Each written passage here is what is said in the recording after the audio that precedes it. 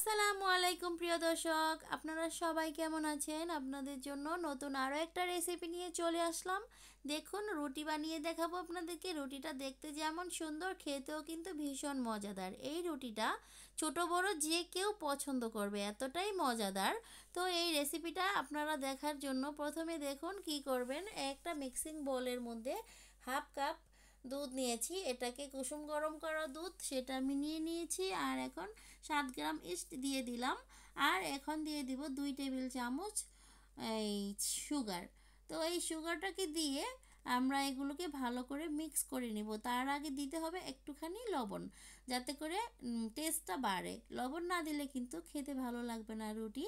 তো স্বাদ মতো লবণ দিয়ে তারপরে এখানে আমি দিয়ে দিচ্ছি 1 কাপ ময়দা। তো ময়দাটাকে দিয়ে তারপরে আমরা এটাকে ভালো করে মিক্স করে নিব।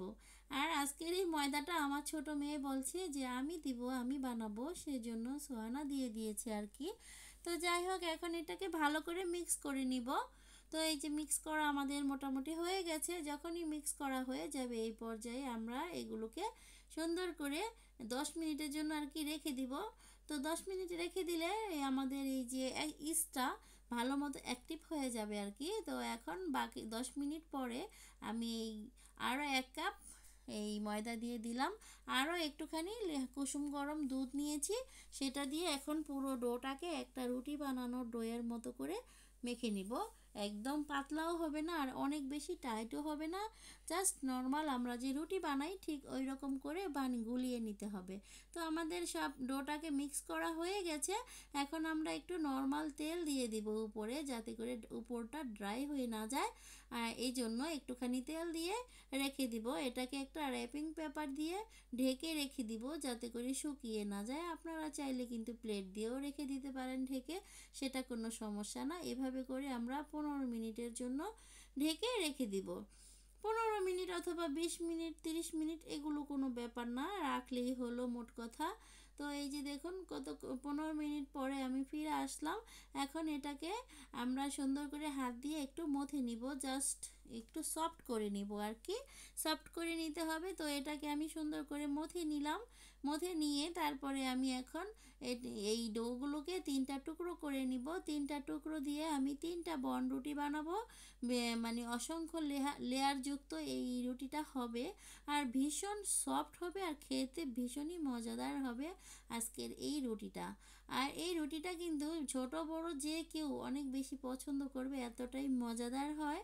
আর বাড়িতে বসে যদি নিজের হাতে এরকম রুটি বানিয়ে নিজের ফ্যামিলিতে বা বাচ্চাদেরকে বানিয়ে দেওয়া যায়, বাচ্চারা কিন্তু অনেক বেশি খুশি হয়ে যাবে। তো ওই যে প্রথমে আমি একটা রুটি বানিয়ে মিডিয়াম সাইজ করে একটা সাইডে রেখে দিলাম। এটা আমি পরে আরও বড় করে বানাবো, এখন একটু রেখে দিলাম এই কারণে। এই ডোটা প্রথমে একটু শক্ত থাকে, পরে আস্তে আস্তে কিন্তু নরম হয়। আর তখনই কিন্তু পাতলা করে বানাতে অনেক বেশি সহজ হয়। সেই জন্য আমি আরও একটা বানিয়ে নিলাম। তো প্রথমে এই যে দেখুন, এই যে রুটিটা আমি বানিয়েছি এটাকে 2টা সাইড থেকে একটু ভাঁজ করে নিতে হবে। দেখতে পাচ্ছেন, ঠিক এইভাবে করে ভাঁজ দিবেন। এই ধারে একটা, ওই ধারে একটা, এরকম করে 2 ধার থেকেই ভাঁজ দিয়ে নিতে হবে। তো এখন এই যে তৃতীয় ভাঁজ দিয়ে দিচ্ছি আমরা। তৃতীয় ভাঁজ দেওয়ার পরে ওই পাশ থেকে আবার এই যে আবার এটার উপরে দিয়ে দিলাম, যাতে দুটো একেবারে সমান হয়, এরকম করে আর কি করতে হবে কাজটা। তারপরে হাত দিয়ে একটু চেপে চেপে দিতে হবে, যাতে ভিতরে যদি কোনো এয়ার বাবলস থাকে সেটা বের হয়ে যাবে। তাহলে কিন্তু কাটার সময় আর কোনো রকমের প্রবলেম হবে না। এটাকে এখন হাত দিয়ে দেখতে পাচ্ছেন আমি আরও একটু চেপে চেপে নিচ্ছি। তারপরে মাঝখানে একটা নাইফের সাহায্যে একটু দাগ কেটে নিব। মানে হাত দিয়ে জোরে চাপ দিয়ে একটু দাগ কেটে নিচ্ছি, এই জন্য যে যখন আমরা এটাকে কাট করব তখন যাতে কোনো রকমের প্রবলেম না হয় আর বাঁকা তাড়া হয়ে না যায়, সেই জন্য এটা দিয়ে আমরা দাগ দিয়ে নিয়েছি। এখন আমরা একটা কাটারের সাহায্যে সুন্দর করে কেটে নিব আমাদের এই রোল। এটা দিয়ে আর কি একটা রোল বানাবো সেজন্য। তো দেখুন, এই যে সুন্দরভাবে কিন্তু আমরা কেটে নিচ্ছি। তো আপনারা চাইলে কিন্তু এটা নাইফের সাহায্যেও কেটে নিতে পারেন। তো প্রথমে কেটে নেওয়ার পরে একটা টুকরো নিয়ে এইভাবে করে আমি একটা রোলের মতো গোল করে নিচ্ছি আর কি। গোল করে নেওয়া হয়ে গেলে দ্বিতীয়টাকে আবার এটার সাথে জয়েন্ট করে দিব। তো দেখতে পাচ্ছেন এই যে এইভাবে করে জয়েন করে দিব। এতে করে কিন্তু আমাদের এই রুটিগুলো অনেক লেয়ারযুক্ত হবে আর বেশি বেশি করে সফট হবে আর কি।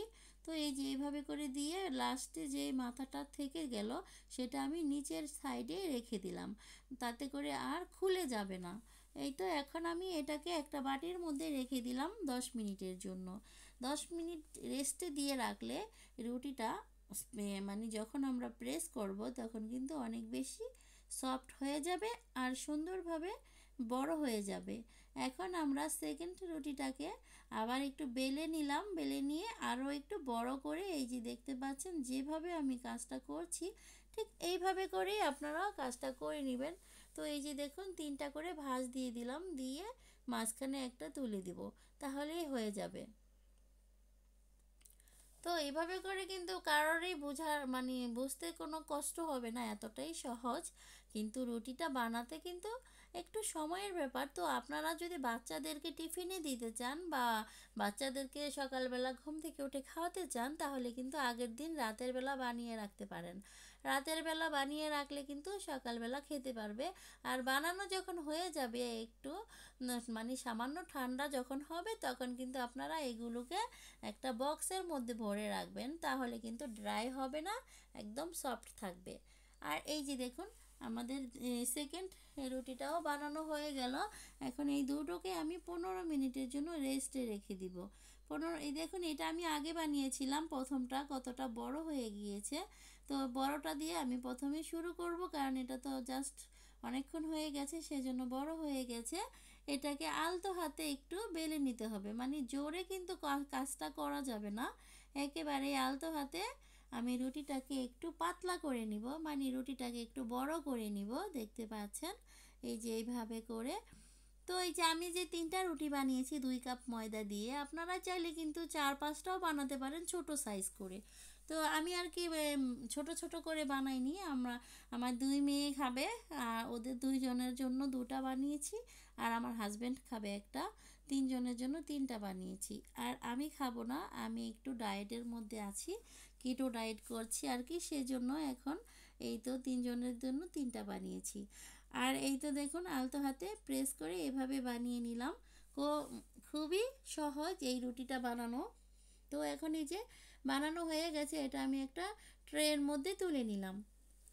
এটাকে ট্রের মধ্যে তুলে বাকি অন্যটাও এভাবে করেই দেখুন, বাকি অন্যটাও এতক্ষণে আমাদের বড় হয়ে গিয়েছে। এখন এটাকেও আমরা আস্তে আস্তে করে হাত দিয়ে একটু চেপে চেপে নিব, যাতে করে সব মানে ভিতরটা সেট হয়ে যায় সুন্দরভাবে, যখনই আমরা বেলনি দিয়ে বেলতে যাব যাতে এই লেয়ারগুলো নষ্ট না হয়ে যায়। সেই জন্য আমাদের এই অসংখ্য লেয়ারযুক্ত রুটিটা কিন্তু একদম লেয়ারে লেয়ারে ভরপুর থাকে, অনেক সুন্দর হয়। আর এই যে দেখুন এইভাবে করে আমি যেইভাবে করছি ঠিক এইভাবে করে আলতো হাতে প্রেস করে দিলেই হয়ে যাবে আমাদের এই রুটিটা। এটা দিয়ে মানে কোনো চাপাচাপি করতে হবে না, খুব জোরেও কিছু করতে হবে না। তো এই যে সেকেন্ড রুটিটা আমি আরেকটা প্লেটের মধ্যে তুলে নিলাম। এখন আমি এই যে এখানে একটা ডিমের কুসুম নিয়েছি, এটা দিয়ে একটু ব্রাশ করে দিব উপরটা। যখন নাকি আমাদের ব্রেডগুলো হয়ে যাবে, ব্রেডগুলো যখন হয়ে যাবে তখন কিন্তু দেখতে অনেক সুন্দর লাগবে কালারটা, এই জন্য আমরা এখানে এই যে ডিমের কুসুমটা ব্রাশ করে দিচ্ছি। তো এই যে প্লেটের মধ্যে যেটা দেখতে পাচ্ছেন এটা আমি চুলায় বেক করব, আর ট্রের মধ্যে যেটা দেখতে পাচ্ছেন সেটা আমি ওভেনে বেক করব। তো দুইটা আমি দুই জায়গায় করে দেখাবো, যাদের কাছে নাকি আমাদের মতো ইলেকট্রিক ওভেন নেই তারা তো বানিয়ে খেতে পারবেন। কিভাবে বানিয়ে খেতে পারবেন সেই জন্য আমি দেখিয়ে দিচ্ছি, যাতে করে সবাই বানিয়ে খেতে পারেন এই রুটিটা বাড়িতে বসে। তো এই যে এই জন্যই কিন্তু দেখিয়ে দিচ্ছি। তবে আপনাদের একটা কথা বলে রাখছি, যারা নাকি চুলায় বানাবেন এরকম একটা স্ট্যান্ড বসিয়ে দিয়ে নিচে তারপরে উপরে প্লেটটা বসিয়ে দিবেন, তো তাহলে কিন্তু আর রুটিটা পুড়বে না। আর এখানে কিন্তু আরও একটা কাজ আছে, একেবারে লো হিটে আপনারা 20 মিনিটের জন্য রেখে দিবেন এই রুটিটাকে। একেবারে যখন রান্না বান্না করবেন চুলাতে, রান্না হয়ে গেলে সেই চুলার উপরে বসিয়ে রাখলে সবচাইতে ভালো হয়, তাহলে একদম সুন্দরভাবে পারফেক্টভাবে রুটিটা হয়ে যাবে, তখন আর জাল দিতে হবে না, এইরকম আর কি ব্যাপার। আর এই যে দেখুন ওভেনের মধ্যে যেটা দিয়েছি সেটা অলরেডি ফুলে গিয়েছে, হয়ে যাচ্ছে খুব তাড়াতাড়ি। আর এই যে অন্য আরেকটা যে এটাও কিন্তু আমি একটা সাইডে রেখে দিয়েছি, সেটাও ফুলে উঠছে। তো এই যে দেখুন ওভেনেরটা কিন্তু অলরেডি হয়ে গেছে আমাদের। এটা হয়ে যাওয়ার পরে এই যে এখন আমরা একটু মধু ব্রাশ করে নিব। মধুটা ব্রাশ করে নিলে খেতে আরও বেশি মজা লাগবে, মিষ্টি মিষ্টি লাগবে আর কি। আর এই রুটিটা কিন্তু বাচ্চারা কলা দিয়েও খেতে পারবে অথবা দুধ দিয়েও খেতে পারবে। আবার কেউ যদি বলে যে না আমি নোতেল্লা দিয়ে খাবো, চকলেট দিয়ে খাবো, তাও খেতে পারবে। যেভাবে খুশি সেভাবেই খেতে পারবে, আবার খালি খালিও খাওয়া যাবে। আমি তো 2 টেবিল চামচ চিনি দিয়েছিলাম, সেই জন্য কিন্তু অনেকটাই মিষ্টি মিষ্টি হয়েছে, অনেক বেশি মজা লেগেছিল। আমার মেয়েরা কিন্তু ভীষণ পছন্দ করেছে। আর এই যে দেখুন আমি যেটা ওভেনে বানিয়েছিলাম সেটা অলরেডি হয়ে গেছে, সেটার মধ্যে আমরা মধু ব্রাশ করে নিলাম। আর এখন আমাদের বাকি রইল আরও একটা রুটি, সেটাও আপনাদেরকে দেখিয়ে দিব। সেটা আমি চুলায় বেক করেছিলাম। তো এই যে দেখুন চুলাটা একটু কম পুড়েছে আর কি, এই যে হয়ে গেছে। তো এটা কিন্তু চুলায় বেক করেছিলাম আর এটা ওভেনে একটু পাওয়ারটা বেশি ছিল, সেজন্য এটা একটু পুড়ে গেছে। আর এই যে অন্য আরেকটা, সেটা আমি এই যে এখন এই মানে এখনও হয়নি, সেটা হচ্ছে আর কি। তো কিছুক্ষণের মধ্যেই হয়ে যাবে। এই তো চুলা থেকে এখন নামিয়ে নিব, এটাও হয়ে গেছে আমাদের। এই যে দেখতে পাচ্ছেন কত সুন্দর কালার এসেছে। তো এখন এই যে তুলে নিলাম। আর এই সুন্দর কালারটা কিন্তু আমরা ডিম দেওয়াতে হয়েছে। আর চুলাতে আমি 20 মিনিটের জন্য ঢেকে রেখে দিয়েছিলাম একেবারে লো হিটে। আর আমি বারবার বলছি যারা নাকি লাকড়ির চুলাতে বানাবেন কোনো রকমের জাল দিবেন না। যখন রান্না বান্না হয়ে যাবে, রান্না বান্নার পরে যখন চুলাটা খালি থাকবে সেই চুলার উপরে জাস্ট বসিয়ে রেখে দিলেই হয়ে যাবে। এত সহজেই এই রুটিটা অনেক সফট আর অনেক নরম হয়েছে। এই যে দেখুন ভিতরটা কতটা সফট হয়েছে, আপনাদেরকে একটা ছিঁড়ে দেখিয়ে দিলাম। কত সুন্দর আর কত মজাদার রেসিপি করে দেখালাম। এখন থেকে কিন্তু বাড়িতে বসে সবাই এরকম বন রুটি বানিয়ে খেতে পারবেন। আর আমার জন্য দোয়া করবেন আমি যাতে নতুন নতুন আরও ভালো ভালো ভিডিও আপনাদের কাছে এই আপলোড করতে পারি। সবাই ভালো থাকবেন, আল্লাহ হাফিজ।